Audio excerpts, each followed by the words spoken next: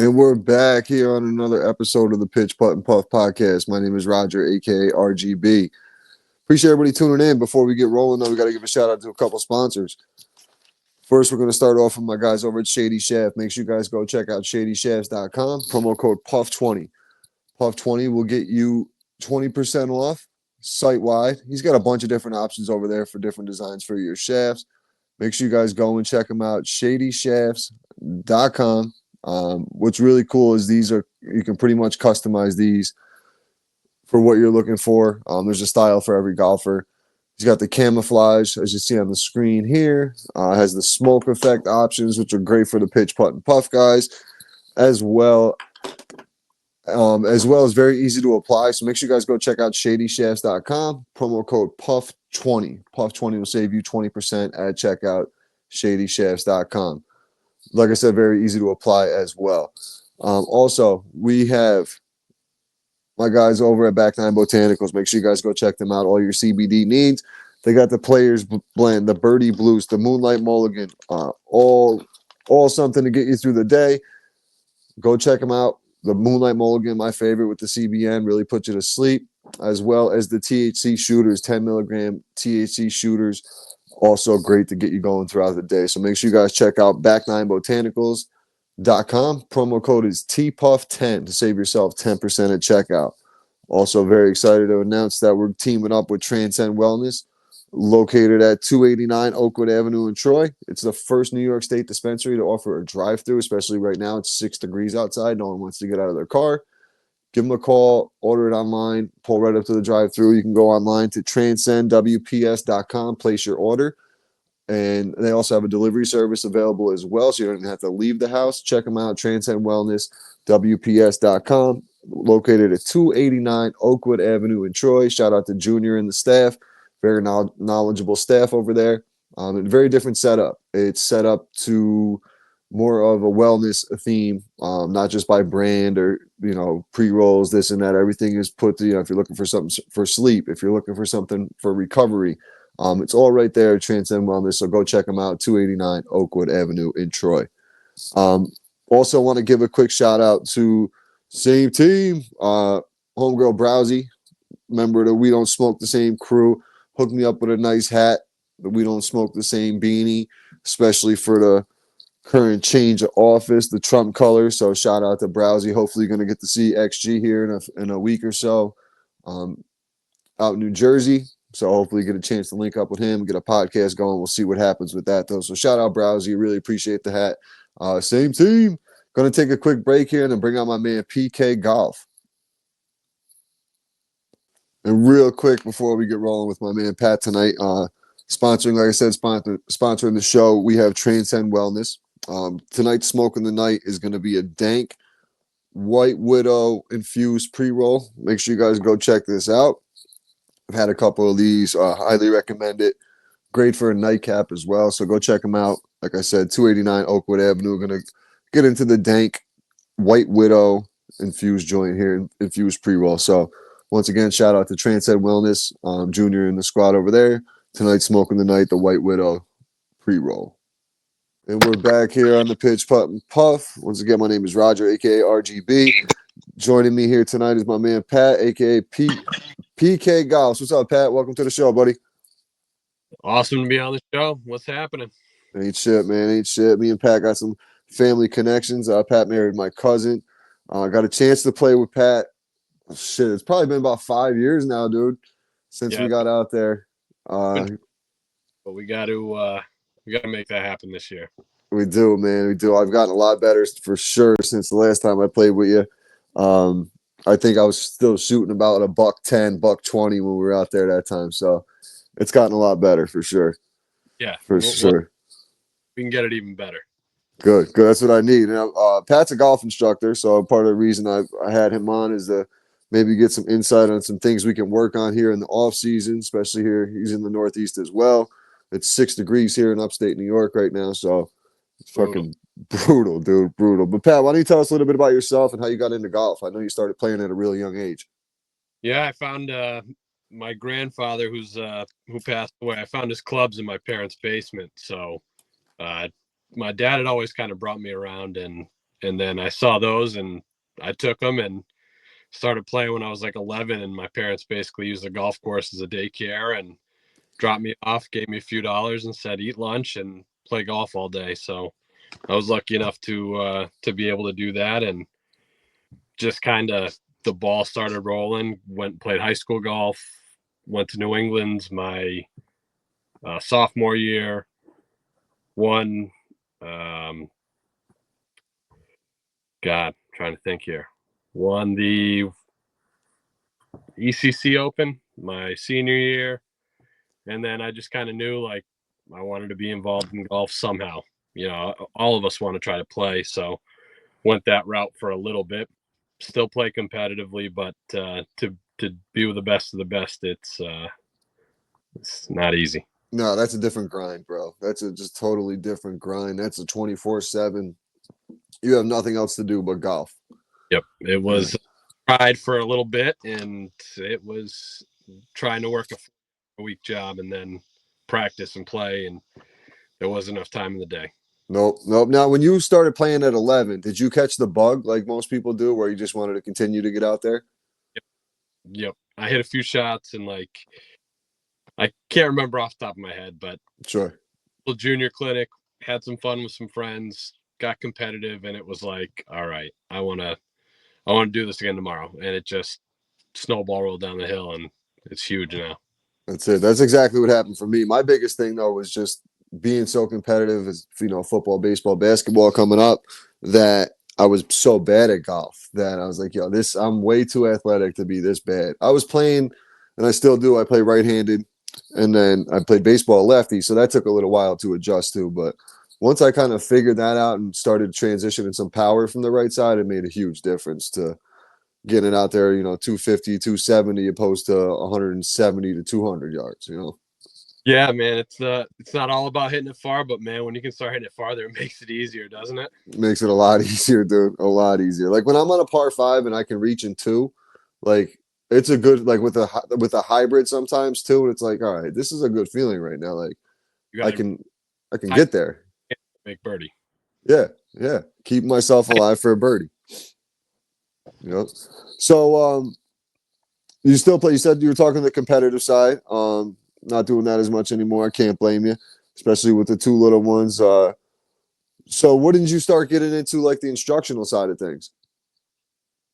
So I got into the instructional side when I came back I went to the Golf Academy of America, which basically got me ready for doing anything in golf, a lot of the stuff on the golf course. So when I was working at a driving range, I started just kind of walking up and down the range line, helping people out. And all of a sudden started getting paid for lessons and started getting assistance jobs. And a lot of it, when I was doing the assistant jobs, I would do 30, 40 hours in the shop and then try to teach 10 to 20 hours, whatever I could get in during the week. Oh yeah. Now, do you notice like people you're training, various like age groups and like just different style, like just in general, different. I always say this is one of my phrases I always use on the podcast. Golf, music, and cannabis are three things that bring people of all different walks of life together. So I can imagine the people that come up to you looking for lessons. Like you could get the beginners to the guys who've been playing for 30 years just looking for a tune-up kind of thing too. 100%. I mean, it's just like you said, it's a lot of different ways to learn. You can just be very visual and see it and repeat it. You can be very athletic and just be told to do something and do it. And then they're all going to have to work at it. You all find it in the dirt, as Tiger said. And the more golf balls you hit, the luckier you get and the easier it becomes. Mm-hmm. Mm-hmm. What's one of the tips you give somebody like going out there, not necessarily just playing competitive, like me, like how I play with the guys like on a Sunday? What would be like a tip to somebody? Like, all right, I struggle off the tee drastically. This is like my biggest thing. Like I'm so mental off the tee. I try to do different things all the time, and I think that's part of the problem. I'm trying to do so much at the tee.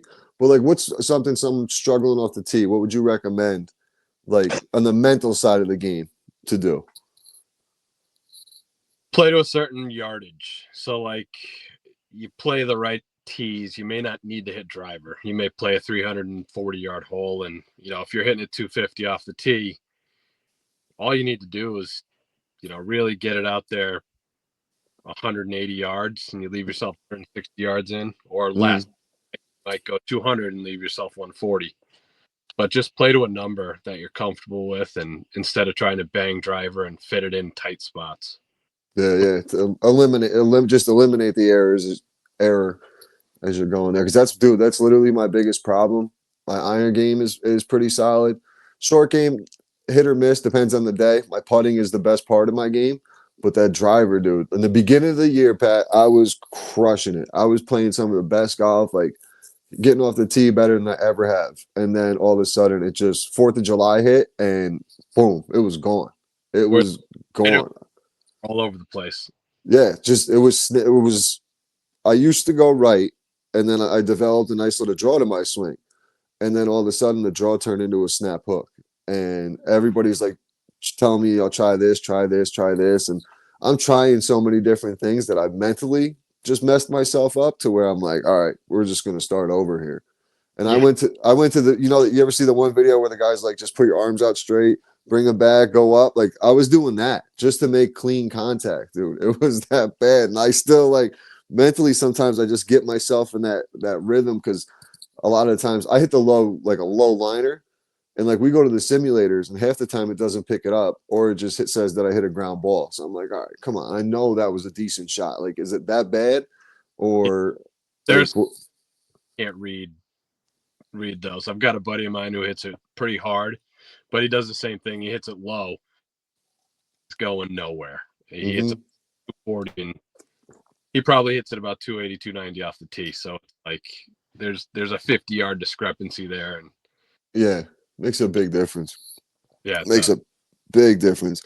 Um, so when's a good time to get lessons? Like during do you recommend guys get them like during the season or like mid or obviously before? I'm thinking before the season would be the best time, so you got some time to work on some things. But like, what do you see? Do you see guys like come in for lessons, then mid year like a little tune up? Hey, I'm struggling with this. Can you help me fix this kind of thing? Like, how's it work in your world?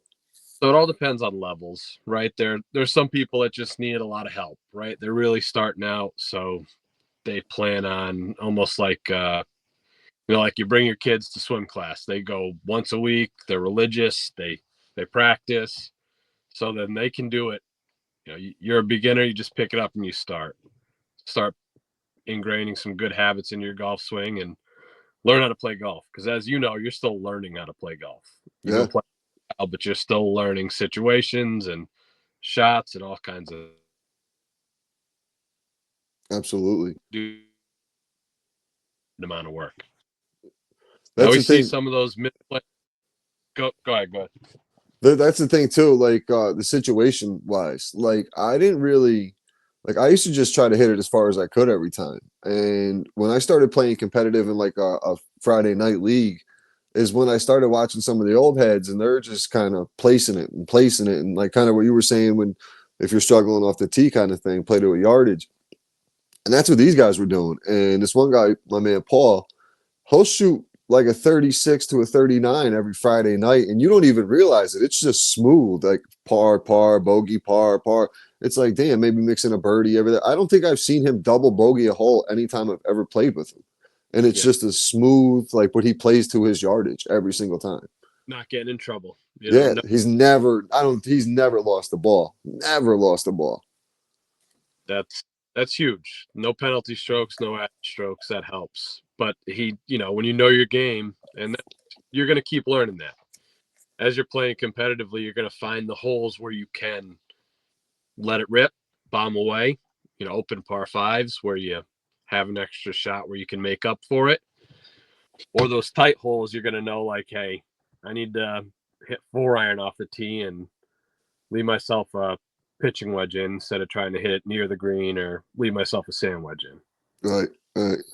Now, what are some things you recommend people to do in the off season, especially like in the Northeast where it's freezing out here and we can't get out there and get swings in? What are some things you could do just around the house kind of thing? Even obviously, you go to the simulator and get some reps, but if you can't get to the sim, what are some things you can practice? I was just gonna say, going back to that last question, doing lessons during the winter, if you have the opportunity and you know, the space to practice, it's a good time because you don't fall back into those bad habits where get under pressure, that Friday night league, you're on the ninth hole, you got a one-shot lead, you got a shot into the green, you're just going to hit it on the green. That's where the athlete takes over and you just say, fuck this, I'm going to hit it on the green. I don't Mm-hmm. all these mechanics I've been working on, just get on the green. I'm going to win this match. So you don't have those. So the off season's a good time to do that. But if you don't have the opportunity, doing like a golf, there's so many golf specific workouts. So many people on Instagram. I've pieced together a very minor workout that it's just one of those things that I work on the stretching, the pliability, being able to turn, making sure your core can rotate both ways. Mm-hmm.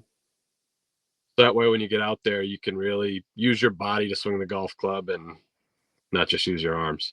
Yeah, and I see a lot of guys, like, especially when they're beginning, it's all arms, arms, arms, arms. Like, buddy, my coworker, I just got some new clubs this past, some new irons, so I gave him my old set, and he came out. We played with a 9-hole course over in East Greenbush, Pheasant Hollow, and my man was just like standing still. His legs didn't move like at all. It was just swinging with his arms, and he was like making contact. He was doing all right, and I was like, all right, man, let's try to like get your like trying to teach him how to get his weight into it a little bit, but it really wasn't, his first time out, so I wasn't expecting too much.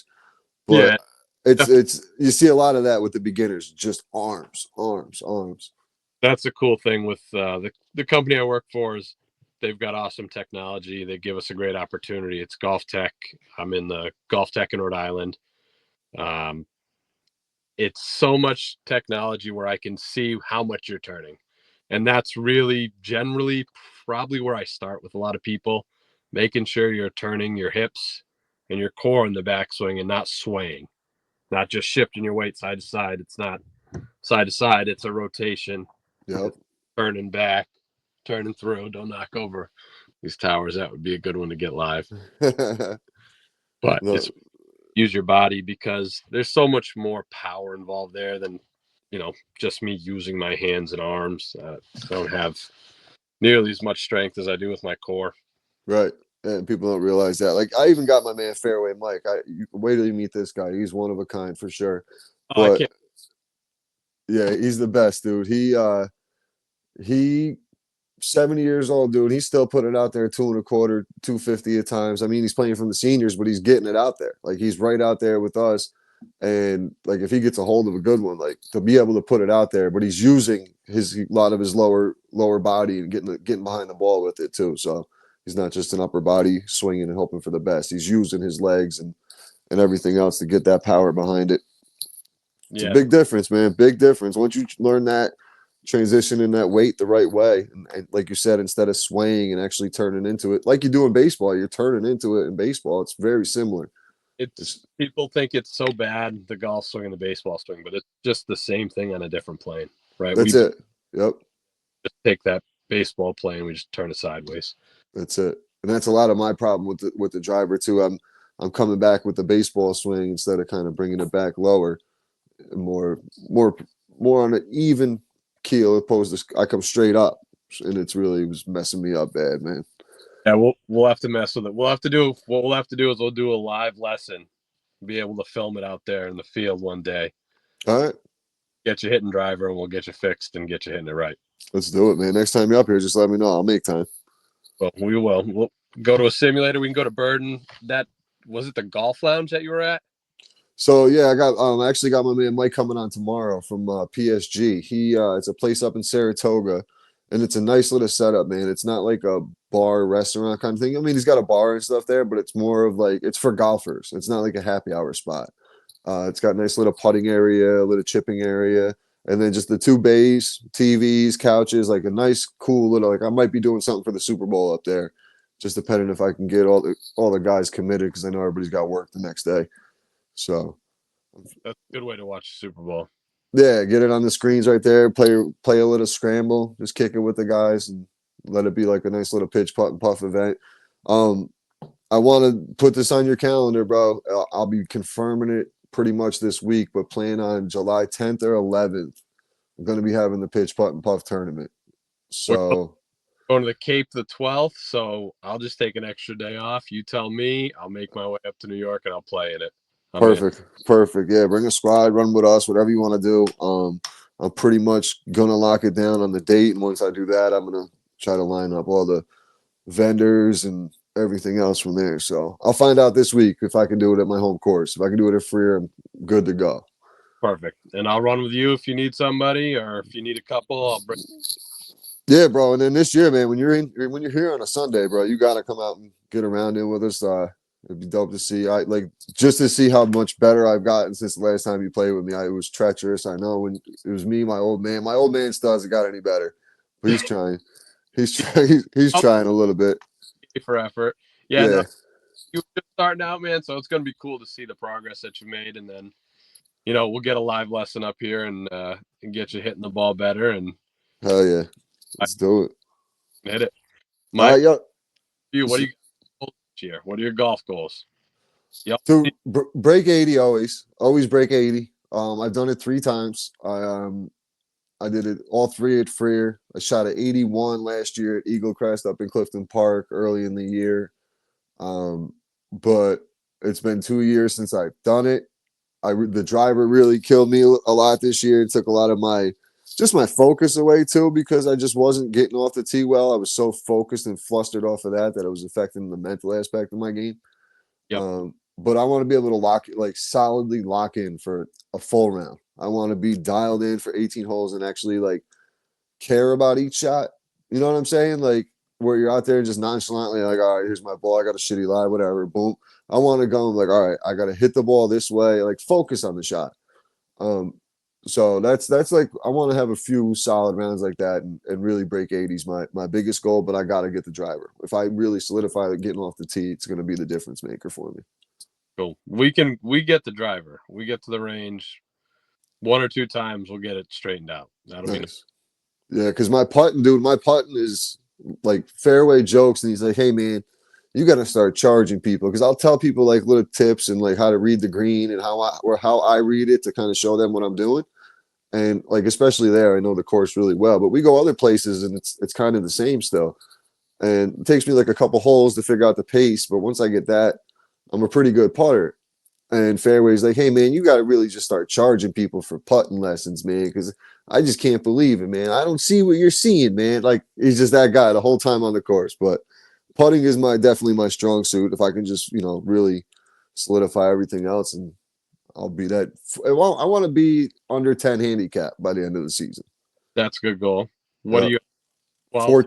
14, 13, 14, like fluctuates right there. Now, here's my data driven, which is the company I work for is pretty cool. The data, you need to know your stats. You need to find out where you're losing shots. Sounds like off the tee. Yep. Be one of those things you look at and you say, I've got 3 easy up and downs and I'm only making one of them. Or I'm Mm-hmm. that short game aspect, the hot and cold. If that turns out to be more of a consistent like your putting, or even 80% of your putting, Yep.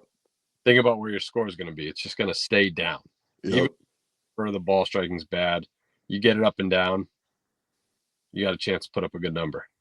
It is so true, man. Because my buddy Bob, man, he keeps track of every single shot. Like a lot of times, especially like on Sunday when I'm keeping track of everybody's score and like doing all the shit for the pitch, putt, and puff, it's a little tough.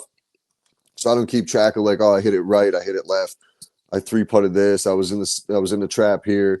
I don't really keep those stats, which I should really focus on that this year too, because it does make a difference. He goes back and looks at every single round and like, oh, I had this, I did this, I did this, and his stats definitely you can tell. I think say this week I need to work on my chip because it was bad, or I need to work on my irons because I everything in the fairway and I only had one birdie putt. Like there's a problem there. Yep, that's a good idea. Dive into that. So, Pat, man, I'd like to wrap up with 3 questions. Let's start off with what's your favorite club in your bag? Oh, it's got to be the driver. Okay. Can do a lot with it. I've got a bunch of go-to shots. Playing some competitive golf, you go to those days where you don't have it, and when you're out there, there's like a go-to shot. For me, I tee it up really low and I hit like a kind of like a tiger stinger, and it just kind of settles me. I get the ball in play, and I can rely on that. You know, as Nice. reliable of a can be. Right, So right. got to be my driver or my lob wedge. I hit a lot of shots around the green with a lob wedge, so one of those two clubs. They're hit all the time. I love my 60, man. I hit that flop shot all day long. I love it. So nice. When you hit that shot, it's like it's the coolest thing. It takes those couple of bounces and it just stops dead right next to the pin. It's just, there's nothing better than that shot. Yo, speaking of dead next to the pin, you posted a video yesterday on the sim with the backspin, hole in one on the sim. Do you count it? It counted. It counted. Oh, no. I count it as hole in ones on the simulator, right? Like I keep a little separate note. It's a hole in one, so Right, right. It's still, I mean, you hit it in the hole at one time. It only took you one shot to do it, regardless where you are. It's pretty cool. yeah, it's fun. This is awesome, but like you said, I don't know if I can count that. I only have two. Two. Okay. That was my next question. Simulator Um, about 10 now. no shit. Yeah, that's dope. I've never had one in the sim. I came close quite a few times on the outside regular. I had one last year, one hop, hit the stick on the 13th hole, and it sat literally like an inch and a half, 2 inches away. And I was like, and it was behind the pin, so we couldn't see it till like we got up there. And it was one of those like, holy shit, I got it. And then you Son of a bitch, it's right there. I'm like, fuck. 1 foot away. Fuck, that's an easy. Dude, it wasn't even a foot, it was like a ball away. It was so close. Uh, that's brutal. Yeah. It's so much luck. And the two I've got, one of them, I looked for my ball for like 4 minutes. Me and my boy were just messing around, and he's just like, I mean, you hit it at the pin so you can look in the hole. And it was like, all right. And then you look and it's like, oh, it's just like you get kind of amped, but it's so anticlimactic. And the other one was another uphill par three where we all hit it on the green. We get up there, we see three balls. I knew mine was pretty close, so kind of like driving the cart up, I started celebrating a little bit, but still waiting for that moment where I can see it go in, celebrate off the tee, go nuts, and Yep. haven't had that. We had one last year, no, not last year, 2 years ago. Big Steve hit one. We were on the second hole, very tough hole at Freer Park, uphill, slopes left to right, really, really undulated green. And there's a little bit of a hill in the front, so you can't where the pin was. It was in the top left. We couldn't really see it, and he one hopped, and we're like, Steve, I don't know, man, that was like really close. And we get up there, and like I get up there, it was like one of the first times I actually like started pulling out the camera for this whole pitch putt buff thing, and I got him like running down the hill, and he's a big goofball, so it looks crazy, but it was Yes, super cool to see a hole in one. It was the second one I seen. it So is. It is cool to see. I got my two, and I think I was watching golf one day at Connecticut National, saw one go in, and then our buddy that we played with behind us knocked one in where we're sitting on the tee watching it go in. So that was kind of cool. that's cool. It's those things don't happen often. There's so Nope. much required. It's crazy. I was with my old man and his uh what the fuck is it? Capitol Hill's up in Albany. And the dude Paul goes, I'll go first. It don't matter. I'm just gonna knock it in the hole anyway. Dude, he walks up, one hops it, boom. The groundskeeper's like celebrating. Paul walks back to the cart and lights up his cigar. I'm like, yo, that's it? I go, how many hole in ones you got? Because that's my first one. I'm like, and this is your reaction? Like, I was celebrating, my old man was celebrating, the groundskeeper, and Paul's just sitting in the car smoking a stove. I'm like, all right, bro, let's go. Back to Fuck. light. Yeah, what a cool, calm reaction. He called it too. Called it, dude. I'm like, no fucking way did this just happen. And sure enough, buried it. Being out my ankle running to go get that golf ball. If it was my first and I saw it go in, man, I don't. Hamstring, Achilles, it's all going. But if I got to run for 180 yards to go get my ball, shit. There'd be a big problem. The lungs probably wouldn't make it. No, hell no. Hell no. So, Pat, what next question? What's your favorite course you ever played? Great question. Loaded question. Um, you go with the names. I got to play Sawgrass a couple of times. That was awesome. Nice.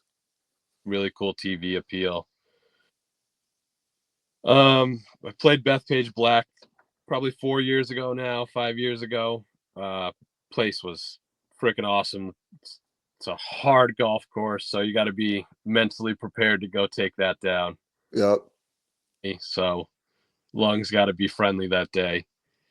I played Lake Nona as well down in Florida. That was a fun golf course. Those are probably my favorites that I've played. Oh yeah. Sawgrass would be dope just to get out there. That's an experience in itself.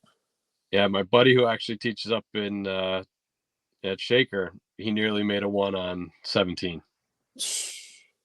We played it up a little bit, so it was like sand wedge. He flew it right past it, spun it off like just past the pin, had like 5-6 feet for birdie.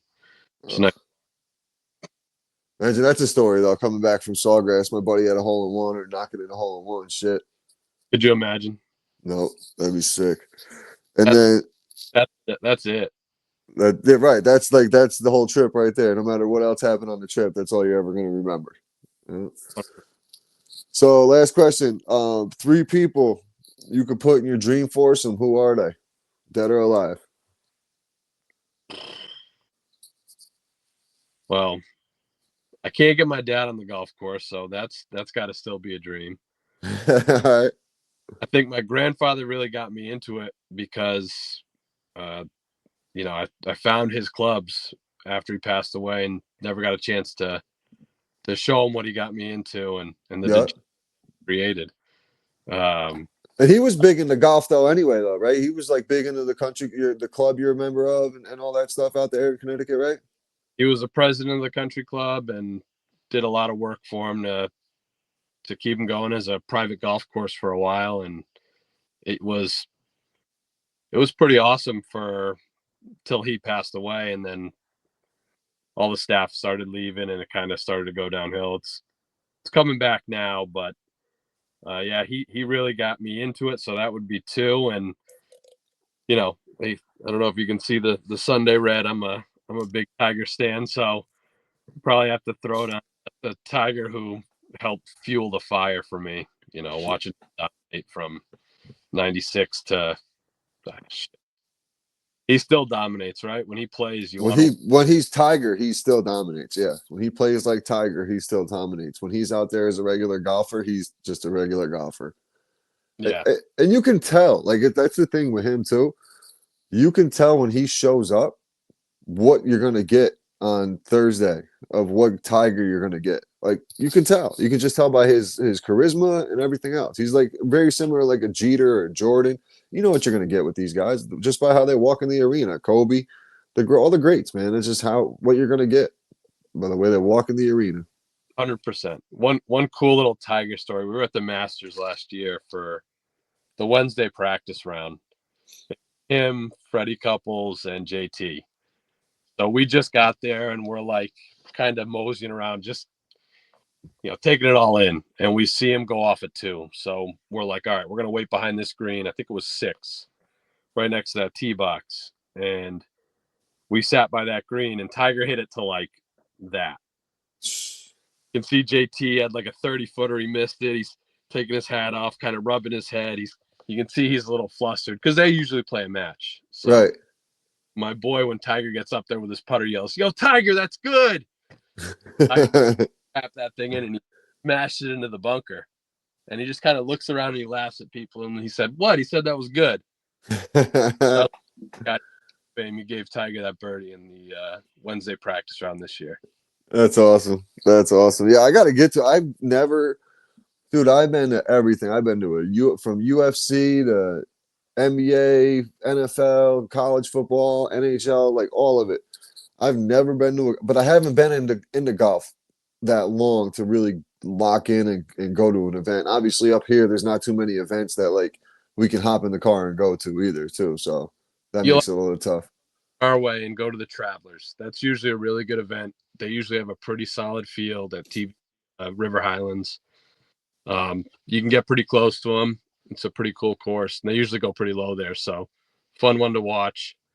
Unfortunately, we get screwed for the Ryder Cup. You saw how those tickets went? Dude, that was craziness, dude. They were like $750 for the practice round or something like that. That's insane. There's going to be under 10,000 of the breads that are coming out in February, and it's going to be probably easier to get those than Ryder Cup tickets. Yeah, dude, seriously. Right? Like It's It's supposed to be accessible when you pack. Like you want the golf course packed for that thing. yep. Yeah. I mean, it sucks. I mean, it's almost easier just to watch that type of shit on. Like, I just enjoy it more watching the Sunday on TV anyway. You know. Definitely the Sunday on TV, but that atmosphere, I gotta imagine when you're watching like the group go through two, and you watch like four groups go through the second hole, and you're just cheering for the USA. Like that's got to be pretty cool. That's it. That's the Ryder Cup. Yeah, definitely a different atmosphere. Different atmosphere for sure. But you got to make your way here and check out TPC River Islands. It's a good field, and there are a bunch of good spots you can post up. You know, bring the pen. You can whack it out there on the golf course. Get away with Oh it. yeah. Oh yeah. We always got it because the Transcend Wellness, our new sponsor, takes good care of us up here in the 518. No doubt. I love that. No doubt. Yeah, I'll take care of you when you come up here. But Pat, man, really appreciate you jumping on. Why don't you let the listeners know where they can find you? You can find me on Instagram, PKGolfs. I don't even know my Instagram screen name. If you want to pop that up for me. I think it's PK Golf. And I'm Golf Tech in Cranston. So if you need to come in for a lesson, you're around that area, you can go on golftech.com, look up Rhode Island, and you'll see my schedule book and see if you can jump in. Been pretty busy right now, though. Give yourself a little bit of time. Gotcha. Yeah, I'll put all that stuff in the bio and tag it on the IG page. Once again, brother, appreciate your time. Appreciate everybody tuning in, and we'll be back with another episode on Thursday of the Pitch Putt and Puff. Later.